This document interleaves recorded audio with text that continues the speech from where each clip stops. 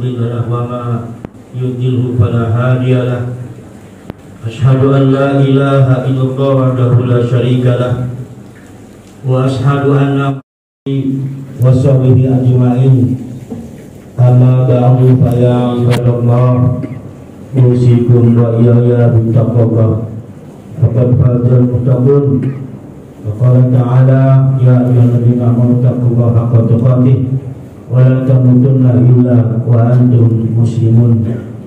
Masyaallah muslimin jamaah rahimahumullah, dalam kesempatan yang berbahagia ini malah kita sama-sama panjatkan puja dan puji kita kepada Ilahi Rabbi yang telah memberikan kepada kita semua begitu banyak kenikmatan, terutama nikmat iman, nikmat Islam, nikmat kesehatan dan juga kesempatan sehingga kita bisa bersama-sama menghadiri kegiatan sholat Jumat bersama berjamaah sebagai salah satu kewajiban kita sebagai umat Islam melaksanakan sholat Jumat secara berjamaah.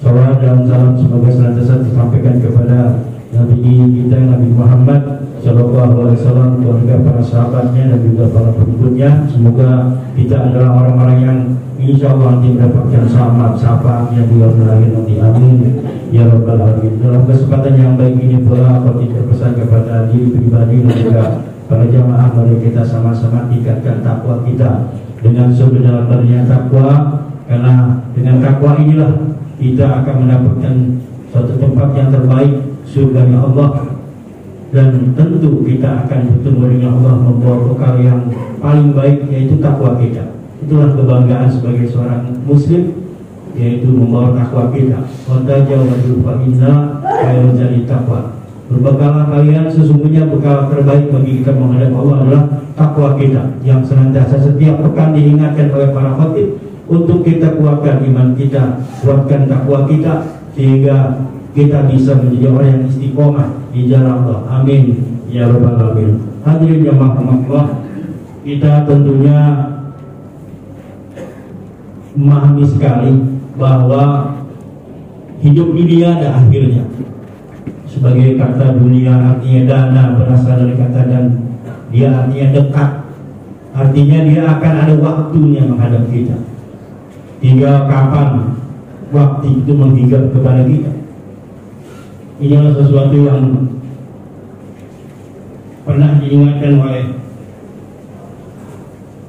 Ali Wajibullah. Dia sampaikan bahwasanya sesuatu yang pasti tapi sering kali dilupakan adalah kematian. Pasti tapi sering kita lupa. Inilah mungkin kita harus menyadarkan diri kita bahwa setiap makhluk yang bernyawa akan mendapatkan satu waktu kematian. Kullu nafsin dha'iqatul maut. Kita adalah para camat bagi calon mati yang tentunya ya sesuai dengan rizkinya. Rizkinya sudah habis, maka habis pula usia. Rizki berbarengan dengan usia kita. Tidak ada yang bisa melebihi rizki kita kecuali waktunya sudah ditentukan. Maka rizki itu sangat luas. Rizki yang tentunya ada kaitannya dengan usia yang Allah berikan kepada kita. Kematian pasti kita hadapi, tidak memandang umur, tidak memandang usia, tidak memandang predikat siapa kita. Tidak ada orang yang lebih hebat bisa menanggulangi, bisa menyiapkan kematian atau menunda kematian, tidak ada. Semua sudah ada waktunya. Ijazah ajalullah, waktunya sudah pasti. Hadirin jamaah Allah, dan tentu apa yang memulai dari kematian? Peristiwa yang paling berat mengawali kematian adalah sakaratul maut. Makanya ada doanya khusus bahkan. Allahumma hawil ala nabi sakaratul maut. Betapa berat menghadapi namanya sakaratul maut itu. Dan dia sendirian. Sakaratul maut itu tidak melibatkan orang lain. Bahkan orang biasanya tidak paham. Dia bermimpi seolah-olah adanya malaikat, adanya orang yang akan mencabut nyawa, disangka itu adalah mimpi. Baru kemudian dia sadari begitu sudah masuk ke liang kubur, oh ternyata saya sudah berada di kubur, saya sudah meninggal dunia. Oleh karena itu gambarannya adalah betapa berbeda orang yang beramal soleh, beriman dan beramal soleh, dan orang-orang kafir beda dalam menghadapi sakaratul maut. Sebagaimana digambarkan di surat Al-Anfal, walau tara id yatawaffal walladzina kafaru malaika yadribuna wujahum wa adbarahum wa zuqu adzabal hari. Andaikan dirimu wahai Muhammad menyaksikan pemandangan mengerikan pada saat malaikat mencabut nyawa seseorang dari orang kafir keluar, maka ya bagaimana yang kita lihat malaikat memukul tubuh orang kafir itu dari depan dan dari belakang sambil mengatakan, rasakan siksa api neraka akibat perbuatan kalian. Itulah gambaran bagaimana orang-orang yang tidak beriman atau bahkan orang-orang kafir yang malaikat itu secara keras ya mencabut nyawa daripada orang-orang pada saat sakaratul maut. Sedangkan seorang muslim demi malaikat yang mencabut nyawa orang mukmin dengan lemah lembut.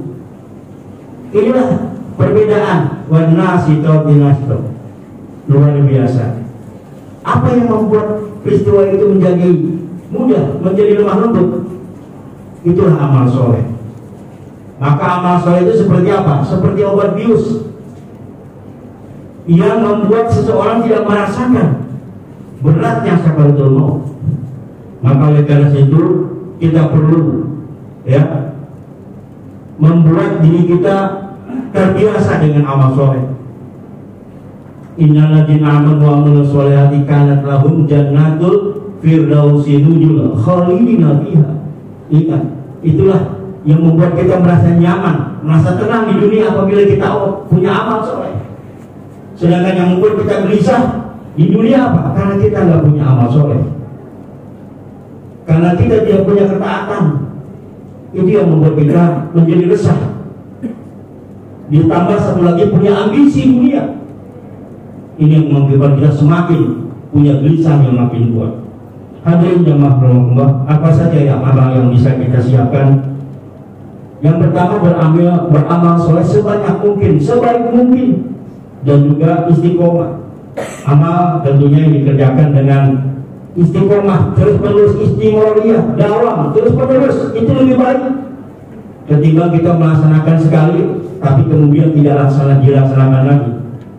Maka wa in qala amala adwamuhu wa in qala, maka amal yang baik yang rutin meski sedikit, nah ini yang perlu kita doakan. Tilawah kita biasakan, membaca Al-Quran,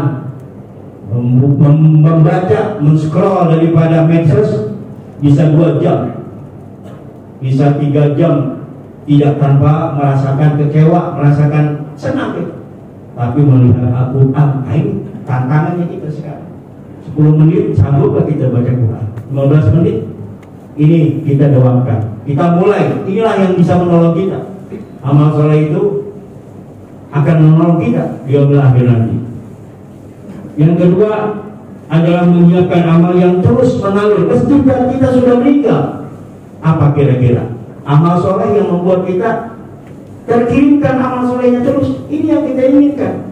Jadi amal kita itu tidak seusia kita, seusia biologis kita, dia terus mengalir. Yang pertama, sedekah jariyah. Amal dari itu adalah sedekah kita, jariyah kita, ya, yang membawa kita kepada amal yang terus menerus. Pergi orangnya sudah tidak ada. Menyumbang masjid, jalan yang sifatnya jariyah, membangun sekolah, ya, itulah sesuatu yang bisa membawa kita kepada amal terus menerus. Yang kedua adalah ilmu yang bermanfaat, ilmu yang kita ajarkan. Nah, kita ingin ilmu kita apapun, bukan hanya ilmu dunia, ilmu agama, ilmu dunia pun sama. Kalau kita niatkan ini menjadi amal soleh, dia menjadi amal soleh bagi kita semua. Kemudian yang tentunya kita ingat ada 3 amalan yang dihisab ataupun apabila kita meninggal. Yang pertama adalah sedekahul jariyah, yang kedua al-ilmun yantaqu bihi, ilmu yang bermanfaat, yang ketiga awaladun sholihin yad'u lahu, anak yang soleh yang selalu mendoakan, bukan hanya soleh tapi mendoakan. Karena kita pada saat kita meninggal ada satu peristiwa di mana tiba-tiba makam ini terang. Kenapa? Ternyata anaknya mendoakan ibunya yang tiba-tiba makam itu menjadi terang. Oleh karena itu, bagaimana kita yang di dunia ini berusaha mencari kegiatan yang bisa terus-menerus dia menjadi apa yang kita dapatkan di yaumil akhir nanti. Kemudian berdoa agar husnul khotimah. Ini mungkin berdoa tentunya bagian daripada kita Allahumma husnul khotimah. Bagaimana kita hidup dengan ujungnya adalah husnul khotimah. Tidak mudah memang. Kebiasaan-kebiasaan menuju kepada husnul khotimah tentu harus kita lakukan.